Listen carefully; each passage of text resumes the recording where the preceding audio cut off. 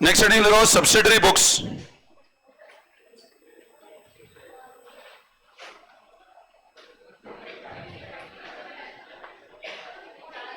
बातें नहीं। Put next heading. अभी जो अगला है that is chapter number 10 and 11, ये साथ साथ चलेगा पूरा, है ना। Subsidiary books.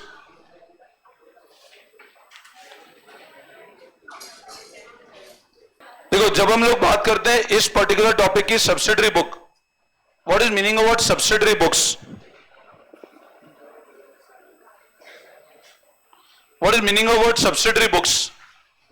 देखो क्या होता है सब्सिडरी बुक्स, आप लिखो एक बार, देखो the subsidiary books, subsidiary books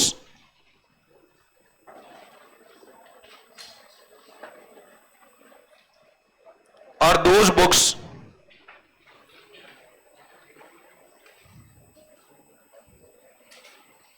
which records separate transactions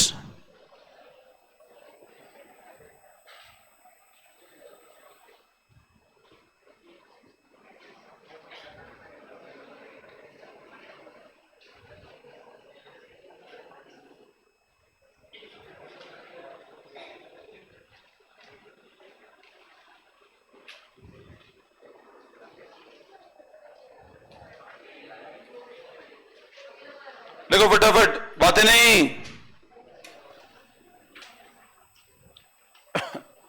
Subsidiary books are those books which record separate transaction relating to purchase, sale, cash, bank, purchase return, sale return, etc.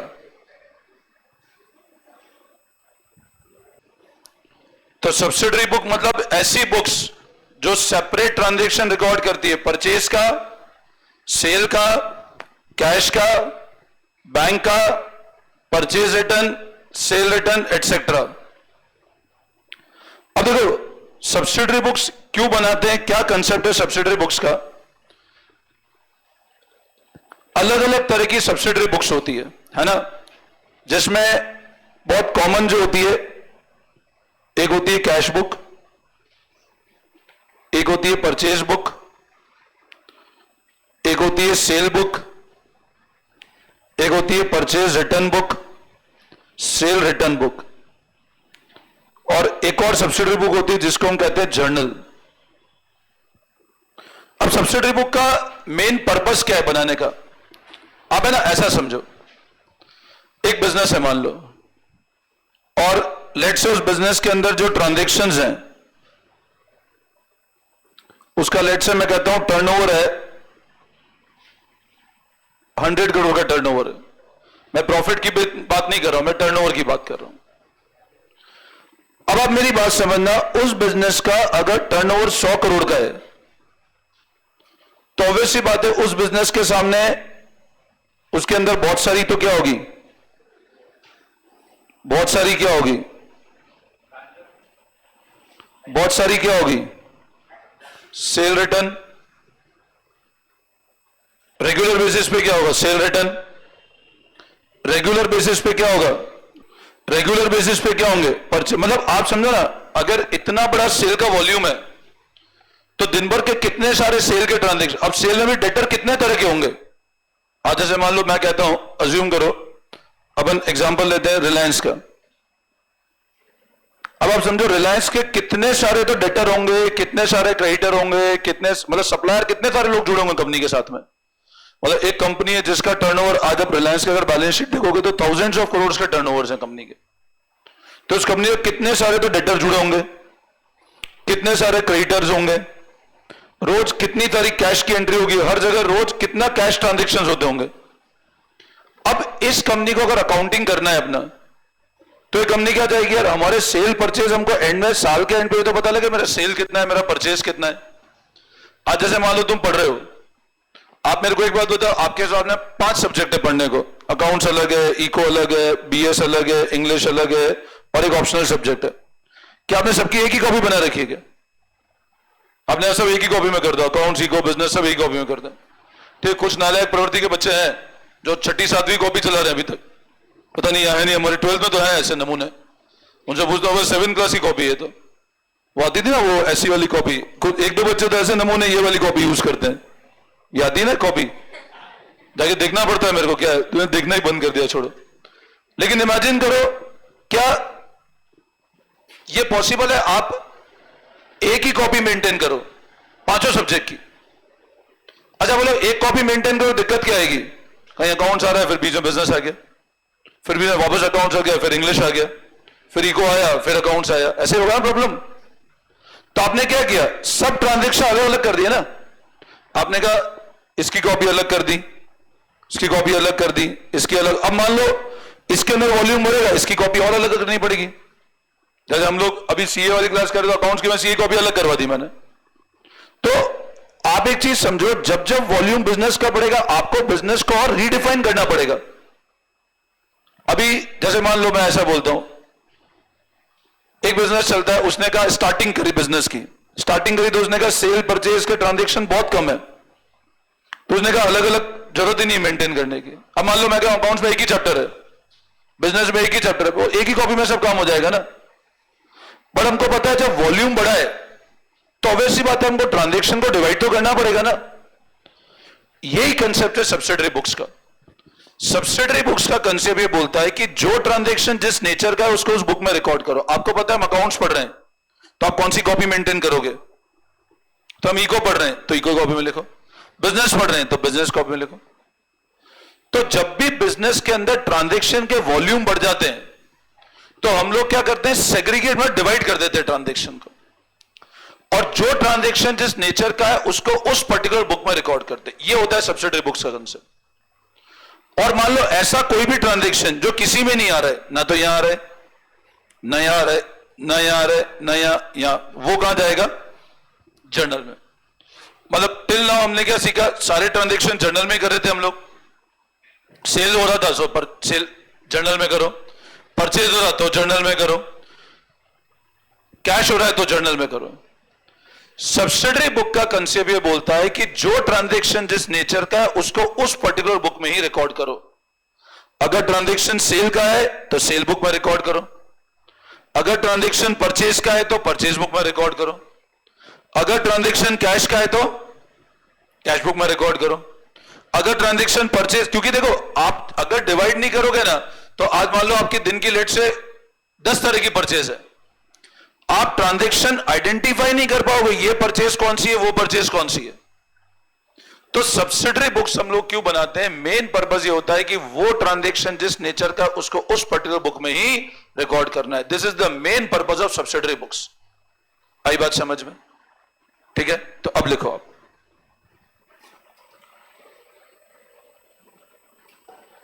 The subsidiary books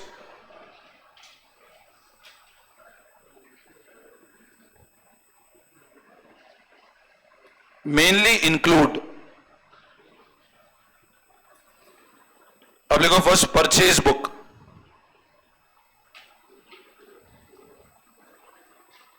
first लिखो purchase book. Now what is purchase book? सबसे पहले what is meaning of word purchase? आप लोगों ने क्या समझा था purchase word का मतलब? जैसे मान लो एक मैंने ऐसा बोला, एक कार डीलर है, वो कार खरीदता है, मिस्टर एक्स कार खरीदते हैं। बोलो दोनों में क्या डिफरेंस है? कार डीलर कार खरीद रहा है, उसका पर्पस क्या है? कार को क्या करना, उसके लिए कार क्या है? मिस्टर एक्स कार खरीद रहा है, इसके लिए कार क्या है?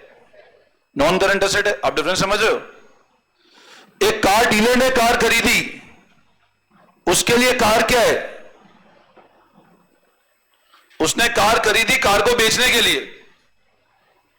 मिस्टर एक्स ने कार खरीदी, उसके लिए कार क्या है? फिक्स एसेट, या क्या बोल दो, नॉन करंट एसेट। अब कार डीलर कार खरीद रहा है तो पता है वो क्या वर्ड यूज करेगा? क्योंकि परचेज किसके लिए वर्ड यूज हो रहा है? गुड्स के लिए। अब बताओ, कार डीलर कार खरीद रहा है, क्या एंट्री करोगे इसकी? यहां वर्ड यूज करेंगे ना, परचेज अकाउंट। बोले purchase account debit to supplier. Mister X ने कार खरीदी, क्या वर्ड यूज करोगे?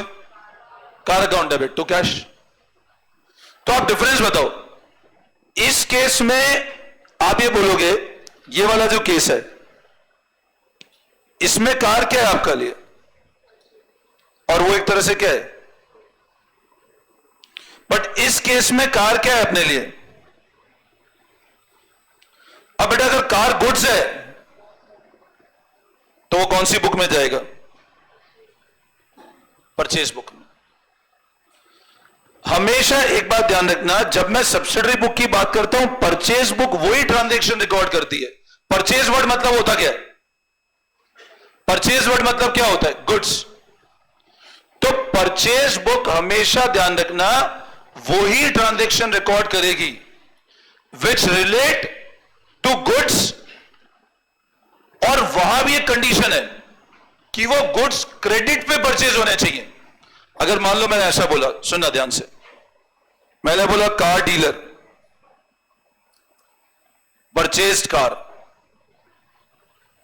On cash. मेरा car dealer purchased car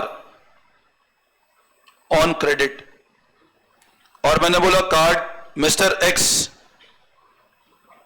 purchased car on cash, और मैंने बोला mister X purchase car on. ये 4 ट्रांजैक्शन लिखे आपके सामने। अब पहला ट्रांजैक्शन देखो, car dealer purchase car on cash. Now which, बताओ कैश का है कि नहीं? कार डीलर ने कार खरीदी, पहली कंडीशन गुड्स है कि नहीं है? है। कैश में खरीदा नहीं खरीदा? तो ये कहां जाएगा? ये जाएगा फिर कैश बुक में, क्यों? कैश का ट्रांजैक्शन है, भले ही गुड्स है but transaction relating to cash, तो it will be shown in which book? Cash book. अच्छा, car dealer purchase car on credit. अब बात, गुड्स है कि नहीं है? है। और किस पे खरीदा? उधार पे। नाउ कार डीलर ने कार खरीदी उधार पे, गुड्स है कि नहीं है? है। उधार पे खरीदा नहीं खरीदा? तो बताओ ट्रांजैक्शन कहां जाएगा? ये पर क्रेडिट कंडीशन होती है बुक्स की, सब्सिडरी बुक्स में। A transaction to be recorded in subsidiary books, if a transaction need to be recorded in subsidiary books, for example purchase book, then it should be credit purchase और goods होना चाहिए। मतलब credit purchase goods का है तो purchase book में जाएगा। cash purchase है, भले goods का है तो कहां जाएगा? cash book में। अच्छा, इसी तरह mister X purchase car on cash, condition goods है क्या? अब गुड्स क्यों नहीं है? मिस्टर एक्स ने परचेज की कार, क्या गुड्स है? क्या गुड्स है? नहीं सर, यहां तो गुड्स, ये क्या है? नॉन करंट एसेट है, क्या है?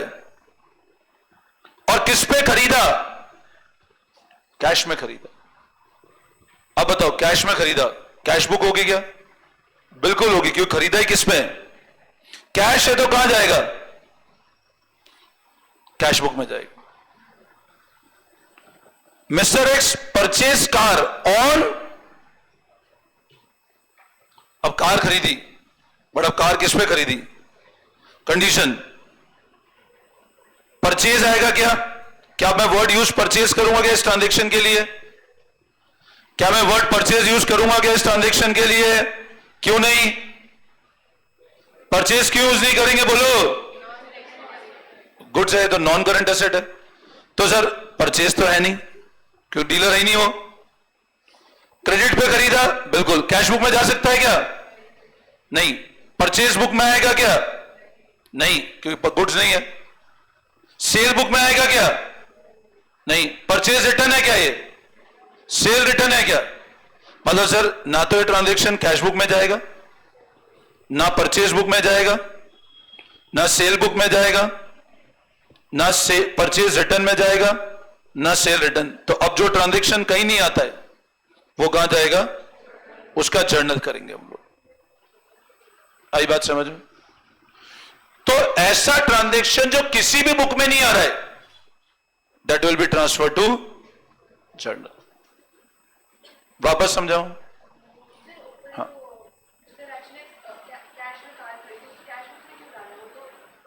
कैश है ना, कैश है इसलिए कैश बुक में। हाँ तो कैश है ना, जहां कैश है वो तो कैश बुक में जाएगा। नहीं उससे क्या फर्क पड़ रहा है, कैश इन्वॉल्व है ना, कैश इन्वॉल्व है तो कैश बुक में आएगा। इसे बोले बिजनेस यूज हो या कुछ भी हो, कैश इन्वॉल्व है तो कैश बुक में आएगा। अब मतलब आप ये कह सकते हो ये कार मान लो मिस्टर एक्स ने, अब जैसे मान लो मैंने एसी लगाया, एसी लगाया, ये पर्सनल कार की बात नहीं कर रहा हूं मैं, बिजनेस यूज कार है, मैंने एसी लगाया। अब एसी मैंने खरीदा और एसी खरीदा कैश में, मैंने एसी परचेज किया और किस में परचेज किया? अब बताओ एसी मेरे लिए गुड्स है क्या? नहीं है, बट एसी बिजनेस यूज आ रहा है, नहीं आ रहा है? आ रहा है। तो ये कौन सी बुक में जाएगा? कैश बुक में, है ना? आई बात समझ में? अगर पर्सनल यूज है तो यहां रिकॉर्ड ही नहीं होगा। पर्सनल तो बिजनेस में आएगा नहीं, घर में एसी लगाया तो रिकॉर्ड ही नहीं करना है, वो तो फिर ड्राइंग्स हो गई मेरी पूरी की पूरी, है ना? और ड्राइंग्स भी करी और बिजनेस से पैसा लिया तो कैश तो कम हुआ ना। बोलो आई बात समझ में? वापस समझाऊं कंसेप्ट? सबको क्लियर है? तो अब लिखो आप नेक्स्ट लाइन में, सब्सिडरी बुक्स मेनली इंक्लूड, लिखो फर्स्ट परचेज बुक, लिखो परचेज बुक में लिखना दिस बुक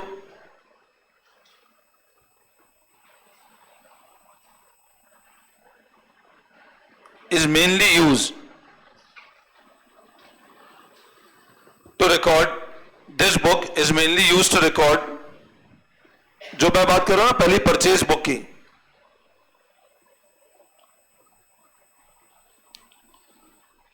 all transaction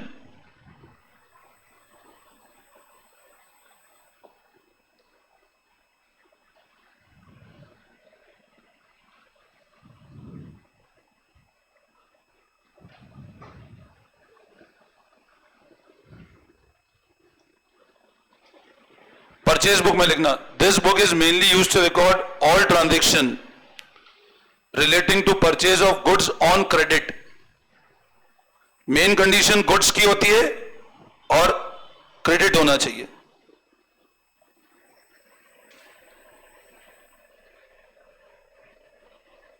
फिर लिखो सेल बुक,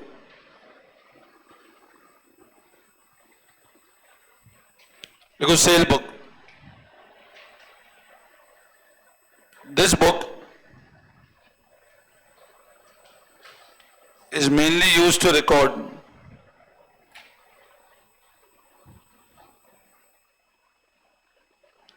all transaction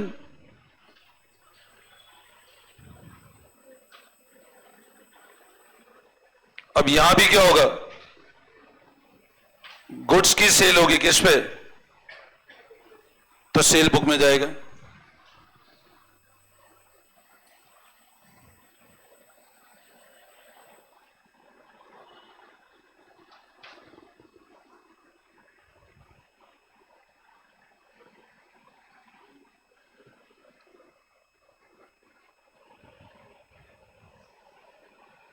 फिर लिखो कैश बुक,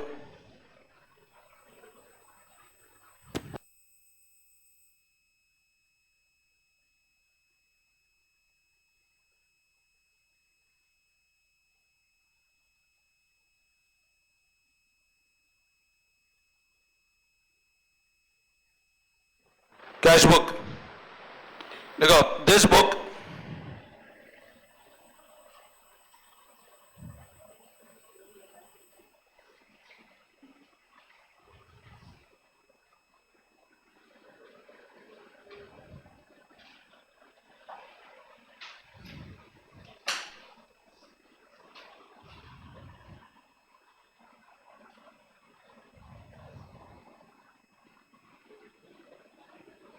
गुड्स है या नहीं उससे फर्क नहीं पड़ता है, बट कैश ट्रांजैक्शन होना चाहिए। कैश एंड बैंक कर देना, बैंक वाला भी इधर ही आएगा, भले कैश हो या बैंक हो, इधर लिख देना है ना।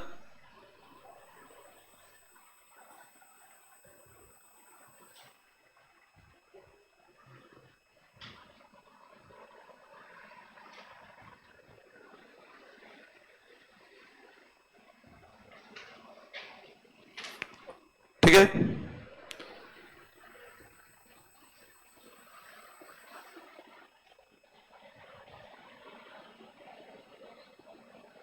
फिर purchase return and cell return.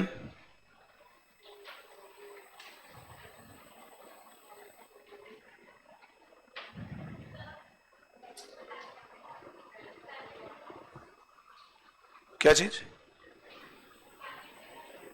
Weather goods और नॉट, गुड्स हो या नहीं उससे फर्क नहीं पड़ता है ना। Purchase return and cell return book क्या? हाँ, कैश या बैंक को कैश बुक में जाएगा वो, है ना। ट्रांजेक्शन अलग अलग, कैश बुक पढ़ेंगे रिटर्न तब अलग अलग हो जाएंगे ट्रांजेक्शन ना। Purchase return and cell return, अब परचेज रिटर्न पता है ना, हमने परचेज किया और दोबारा रिटर्न कर दिया, हमने सेल किया और दोबारा रिटर्न आ गया, है ना। तो देखो, तो रिकॉर्ड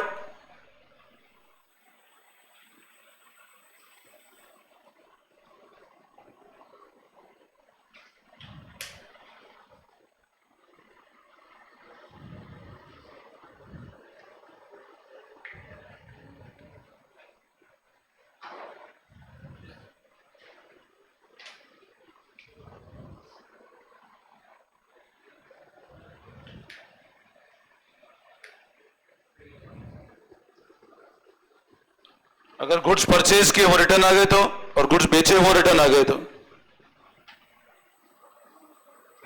मेजर ये सब्सिडरी बुक्स हम लोग पढ़ने वाले हैं ना। अब नीचे एक नोट करके लिखना,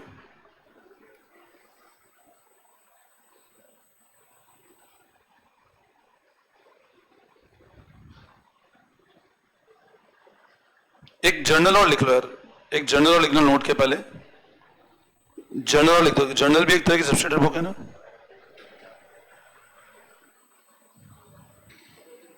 जर्नल सबने लिख लिया, purchase book, cell book, cash book, purchase return, cell return, journal. देखो यहां तक कोई डाउट?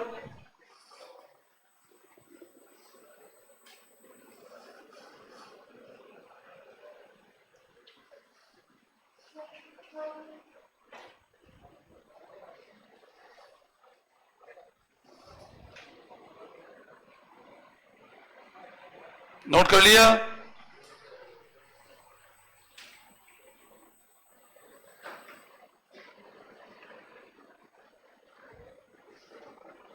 जर्नल लिखो आप।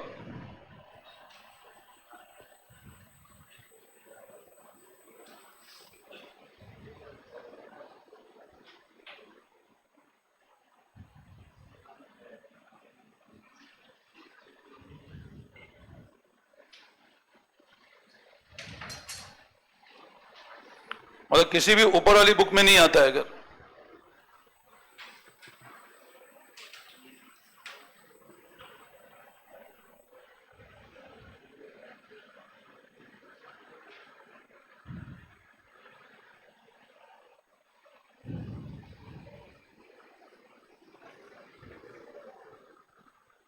मतलब अगर ट्रांजैक्शन कोई भी ऊपर वाली बुक में नहीं आ रहा है तो वो जाएगा जर्नल के अंदर।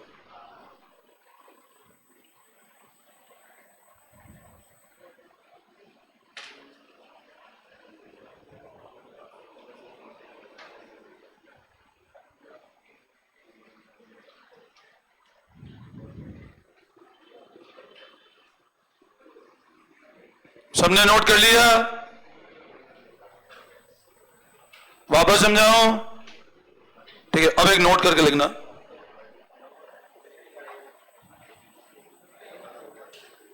सब्सिडरी बुक्स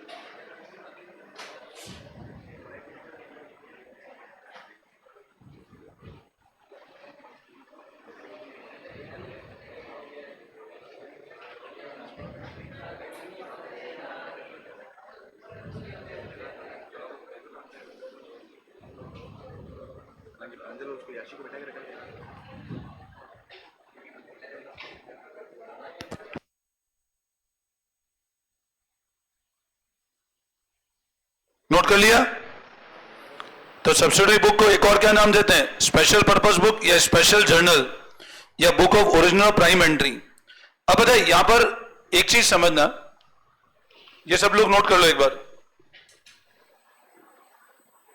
यहां तक किसी को डाउट? अब देखो सब लोग यहां पे एक पॉइंट समझना, सब्सिडरी बुक का एक और नाम क्या है? स्पेशल पर्पस बुक या बुक ऑफ ओरिजिनल और प्राइम एंट्री। अब ओरिजिनल और प्राइमरी एंट्री का मतलब क्या होता है? ऐसे ट्रांजैक्शन अपन ने क्या पढ़ा था? जर्नल जब पढ़ा था, आपको ध्यान है? जर्नल के अंदर मैं लिखवाया था, जर्नल कौन सी थी? Book of. और लेजर जब पढ़ाया था ना, तो ये बताया था लेजर कौन सी बुक थी? ये ध्यान रखना, अकाउंटिंग के अंदर लेजर को प्रिंसिपल बुक बोलते हैं और ओरिजिनल एंट्री या प्राइमरी एंट्री की बुक होती है जर्नल। मैं फिर रिपीट कर रहा हूं, फिर सुनना, बुक ऑफ ओरिजिनल एंट्री या प्राइमरी एंट्री होती है जर्नल और प्रिंसिपल बुक होती है लेजर। अब आप पता है एक चीज समझो, ओरिजिनल या प्राइमरी एंट्री की बुक कौन सी है और प्रिंसिपल बुक कौन सी है?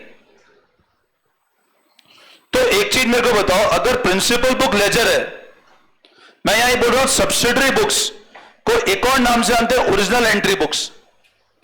अगर परचेज बुक है, अब परचेज बुक है मतलब क्या रिकॉर्ड कर रही है?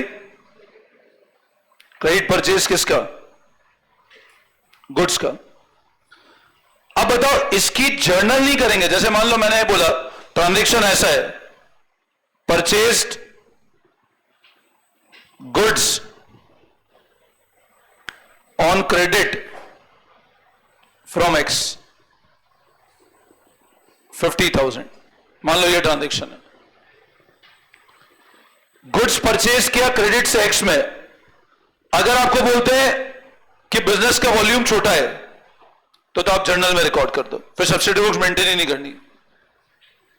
लेकिन अगर इस ट्रांजैक्शन को हम सब्सिडरी बुक्स में लिखते हैं तो कौन सी बुक में आएगा? Purchase book.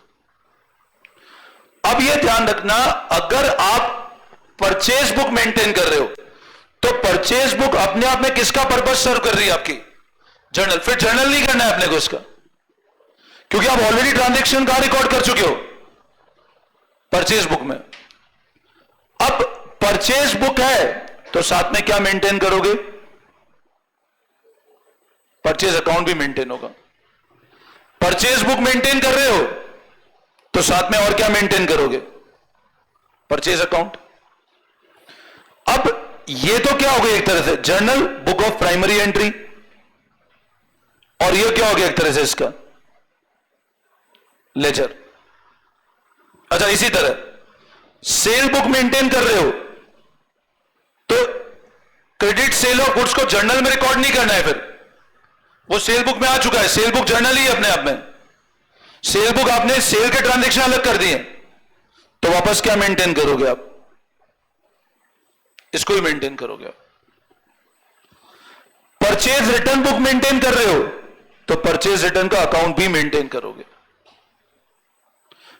Cash book maintain कर रहे हो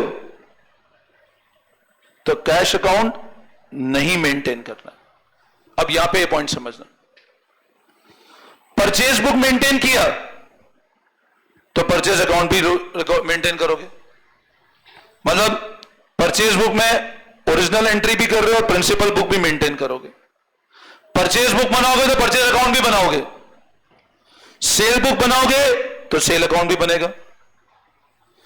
कैश बुक बनेगी तो कैश अकाउंट। मतलब कैश बुक एकमात्र ऐसी सब्सिडरी बुक है, अगर आपने कैश बुक मेंटेन कर लिया तो आपको जर्नल मेंटेन नहीं करना है और लेजर मेंटेन नहीं करना है। मतलब कैश बुक अपने आप में जर्नल लेजर दोनों का पर्पस सर्व कर रही है। But purchase book cell book maintain करोगे तो वापस कॉरेस्पॉन्डिंग क्या मेंटेन करोगे? उसके लेजर। तो कैश बुक ऐसी सब्सिडरी बुक है जो जर्नल और लेजर दोनों का पर्पस सर्व करेगी। आई बात समझ में? तो ये लिखो आप एक बार,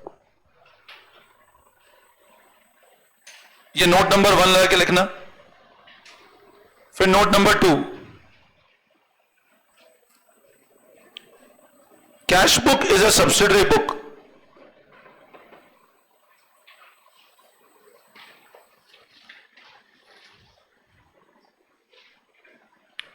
which serve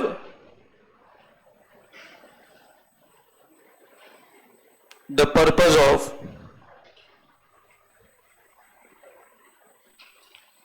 both journal and ledger। Cash book ऐसी सब्सिडरी बुक है जर्नल और लेजर दोनों का पर्पस सर्व करती है। इसमें एक हिंदी करके लिख लेना, हिंदी इंग्लिश करके। मीन्स जब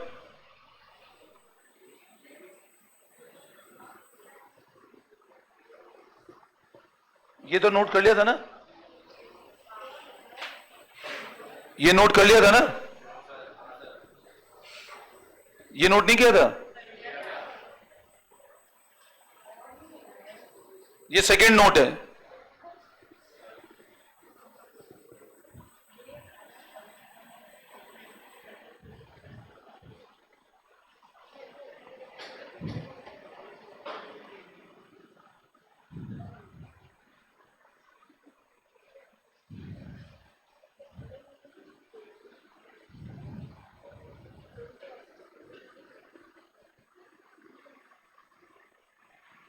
ये तो हिंदी इंग्लिश करके लिखा दिया हमने। कैश बुक मेंटेन होगी तो कैश अकाउंट नहीं मेंटेन होगा।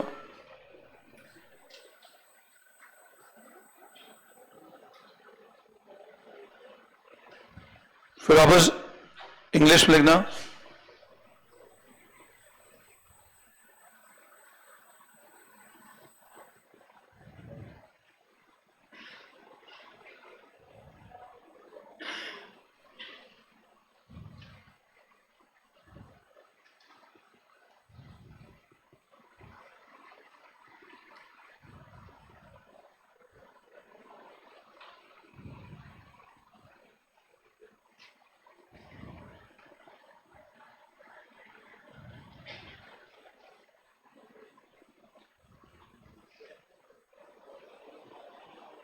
अगर बाकी सब्सिडरी बुक्स मेंटेन करेंगे तो उनके लेजर भी मेंटेन करेंगे।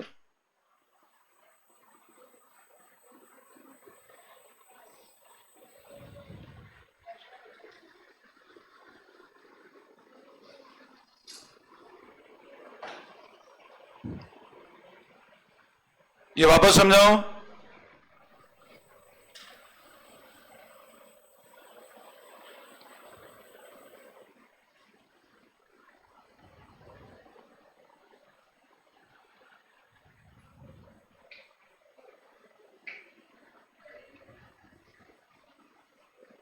इसमें कोई डाउट?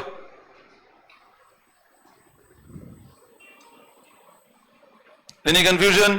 वापस सारे पॉइंट्स पढ़ो जितना लिखा है अभी तक, रीड करो सारे पॉइंट्स, अच्छे से रीड करो सारे पॉइंट्स एक बार।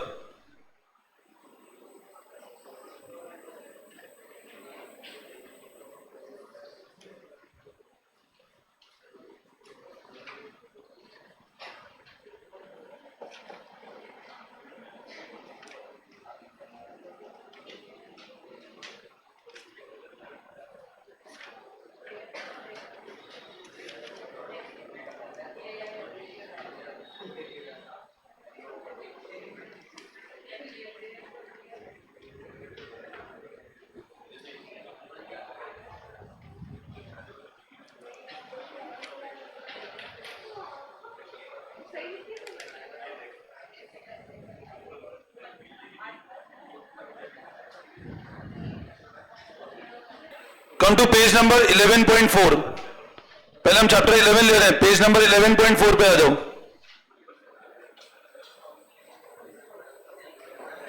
Come to page number 11.4।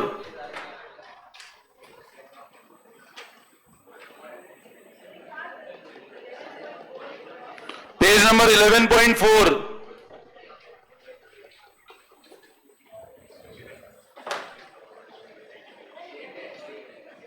Page number 11.4 illustration number 1 देखो,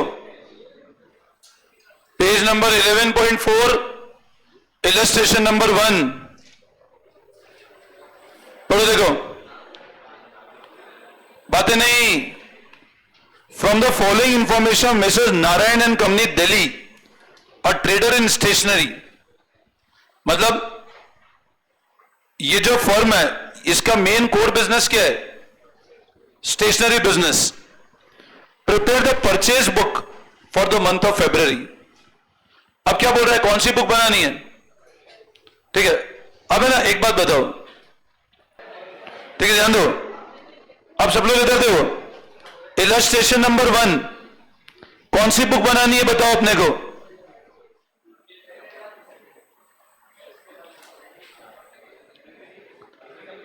कौन सी बुक बनानी है? Purchase book. अब परचेज बुक क्या रिकॉर्ड करेगी बताओ? परचेज बुक क्या रिकॉर्ड करेगी? पहली कंडीशन क्या होती है? किसका?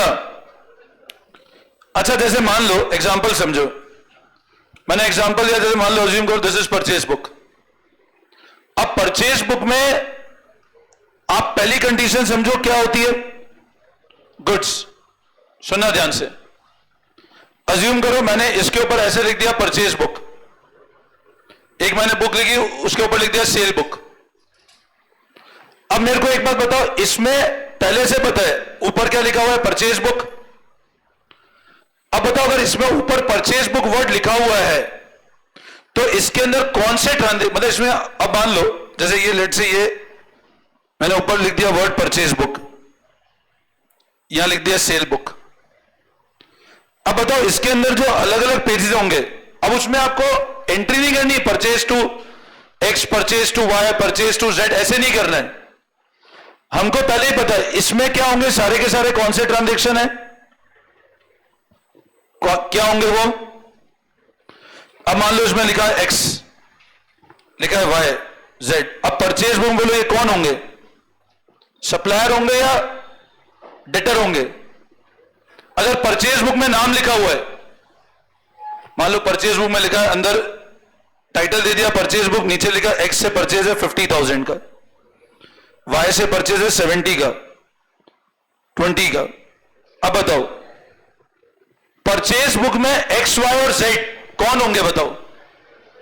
आपको सिर्फ नाम लिखना है। अब आपको यह नहीं लिखना है कि इससे क्या परचेज किया क्या नहीं, वो इंप्लाइड है, गुड्स परचेज किया, तो ये कौन होंगे बोलो? एक्स, वाई और जेड जो परचेज बुक में आ रहे हैं, क्रेडिटर होंगे सारे के सारे। अच्छा मान लो सेल बुक में लिखा है ए, बी और सी, तो सेल बुक में पहली कंडीशन गुड्स की सेल है, बिल्कुल वही आएगी। तो ये सब कौन होंगे? डेटरी तो होंगे। सेल बुक में नाम किसका आएगा? सिर्फ डेटर का। परचेज बुक में नाम किसका आएगा? क्रेडिटर का। आई बात समझ में? तो अपने को परचेज बुक में सिर्फ टोटल करना है और नेम लिखना है जिस जैसे जो परचेज किया। ठीक है, देखो आप एक बार इलस्ट्रेशन 1 पे आ जाओ।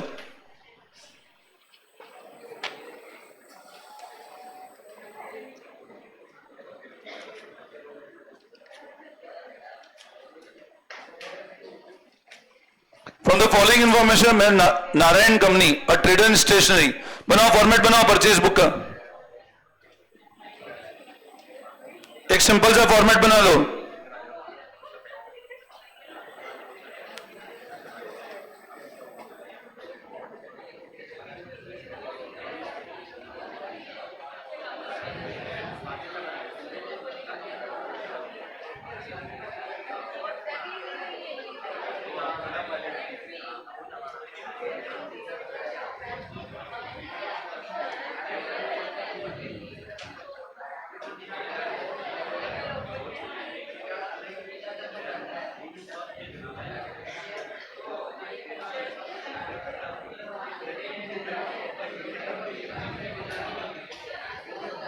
बनाओ फॉर्मेट,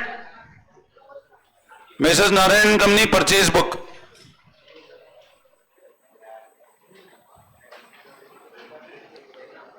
डेट में February 25।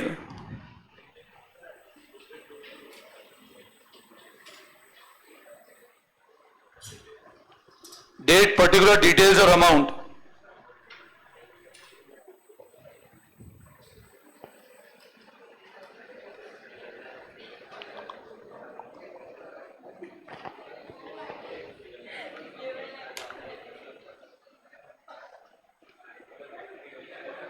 अब परचेज बुक में बोलो किसकी लिस्ट होगी? सारे क्रेडिटर्स की। तो आपको सिंपल सिर्फ नाम लिखते जाना है। स्टार्ट करें।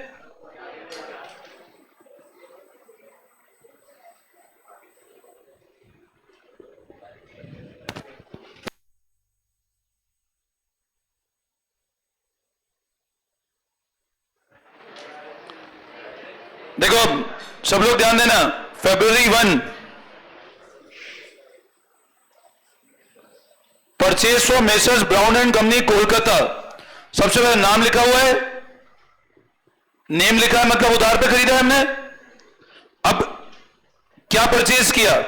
50 पेंसिल एट 1200 पर, 50 ग्रॉस पेंसिल एट 1200 पर ग्रॉस। ग्रॉस मतलब ओवरऑल 1200 रुपए का है, ट्रेड डिस्काउंट लेस होना बाकी है।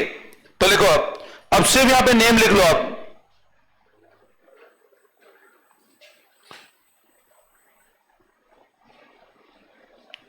इसका मतलब ये अपना क्रेडिटर है, ध्यान रखना।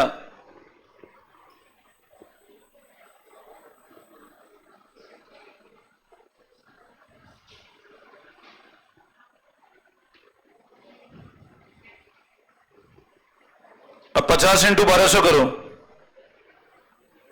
60,000।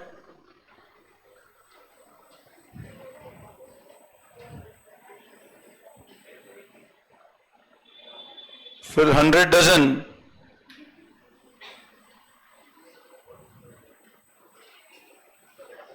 12,000।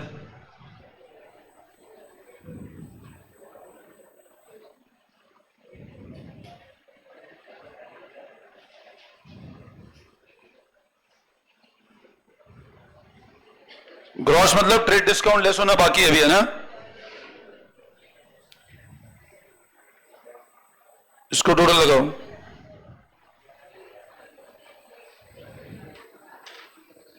$82,000।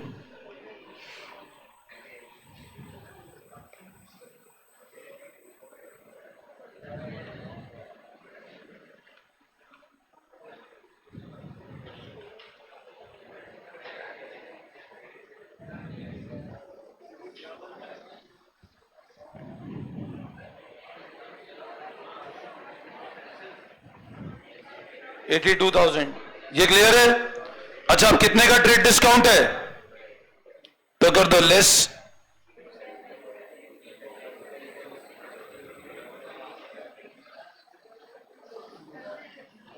$82,000।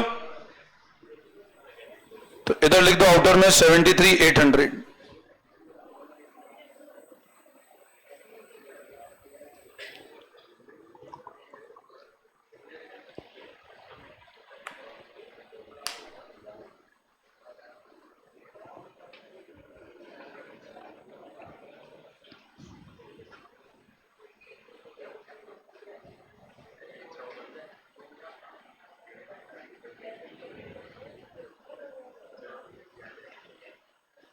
बोलो ये क्लियर है? नेक्स्ट, इसमें कोई डाउट? अच्छा अब नेक्स्ट ट्रांजेक्शन पढ़ो, परचेज फॉर कैश। क्या ये यहां पे रिकॉर्ड होगा क्या? क्यों नहीं होगा? ये कैश बुक जब सीखेंगे वहां जाएगा, ये यहां रिकॉर्ड नहीं करना है ना। Next, purchase computer printer for office use. अब कंप्यूटर प्रिंटर खरीदा, क्या ये रिकॉर्ड होगा क्या? कंप्यूटर प्रिंटर गुड्स है क्या? स्टेशनरी का बिजनेस है, कंप्यूटर प्रिंटर यहां रिकॉर्ड होगा क्या? गुड्स नहीं है ना वो, तो वो भी यहां रिकॉर्ड नहीं होगा। तो ये ध्यान है, 2 फरवरी और 3 वाला ट्रांजैक्शन रिकॉर्ड नहीं होगा। कारण समझ आया क्यों नहीं होगा? क्योंकि कंप्यूटर प्रिंटर भले क्रेडिट पे खरीदा है बट है फिक्स्ड एसेट वो। Next, purchase from the paper company Delhi, नाम लिखा हुआ है। अब क्या परचेज किया? 80 RIMS of white paper. Rule paper trade, तो ये आएगा बिल्कुल गुड सही है, तो ये लिखो next direct. Fourth,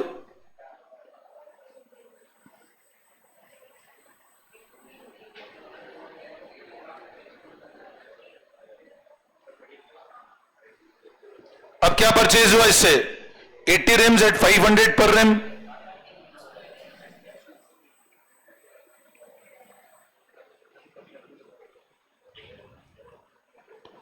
$40,000, 100 rim,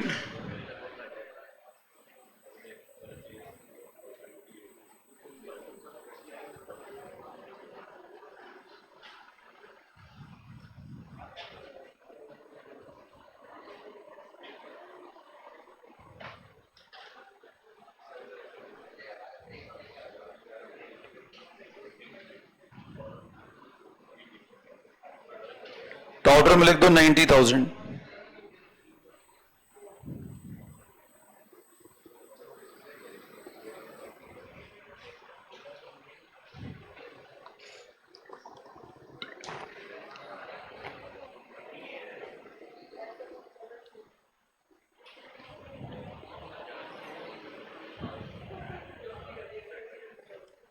then 5 फरवरी 800 पेन एट 5 each, ये भी गुड्स है।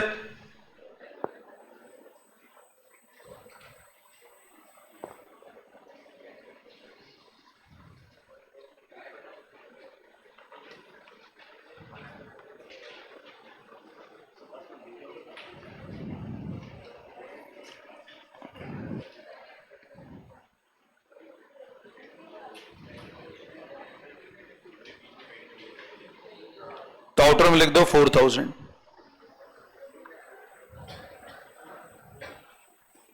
अब इसका टोटल लगा लो।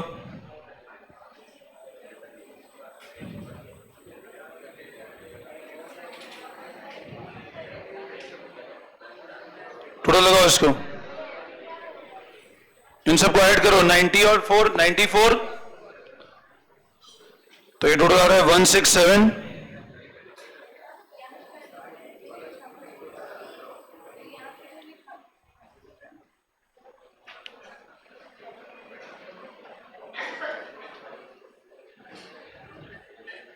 कॉपी करो फटाफट।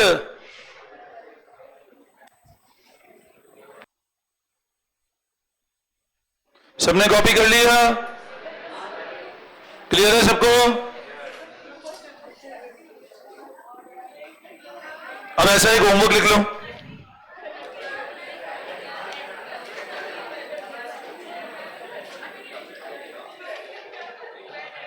पेज नंबर 11.37 पे अनसॉल्व क्वेश्चन नंबर 1 होमवर्क करोगे।